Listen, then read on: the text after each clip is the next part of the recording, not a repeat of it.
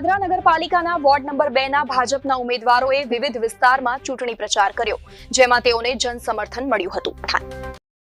સ્થાનિક સ્વરાજ્યની ચૂંટણીમાં હવે છેલ્લા તબક્કાનો ચૂંટણી પ્રચાર જોરશોરથી ચાલી રહ્યો છે. ત્યારે માત્ર ગણતરીના કલાકો જ બાકી રહ્યા છે. ત્યારે પાદરા નગરપાલિકાની યોજાનાર ચૂંટણીમાં પણ ઉમેદવારો મતદારોની વચ્ચે જઈને ચૂંટણી પ્રચાર કરી રહ્યા છે.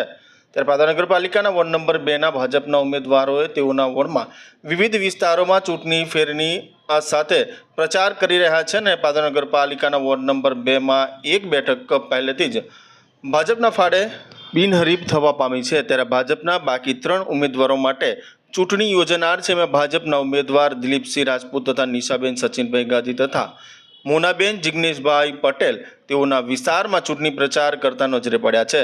તેઓને મતદારો તરફથી જનસમર્થન મળી રહ્યું છે. અને પ્રચાર દરમિયાન ભાજપ કાર્યકરો અને હોદ્દેદારો તેમજ અગ્રણીઓ છે ત્યાં પ્રચારમાં જોડાયા હતા.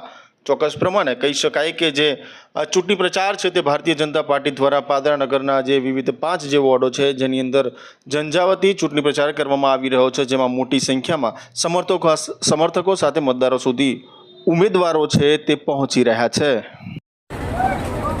આજરોજ વોર્ડ નંબર 2ના પાદરા નગરપાલિકામાં અમે એક જંગી રેલી લઈને નીકળ્યા છીએ અને છેલ્લા ઘણા દિવસથી અમે પ્રચારમાં નીકળ્યા હતા.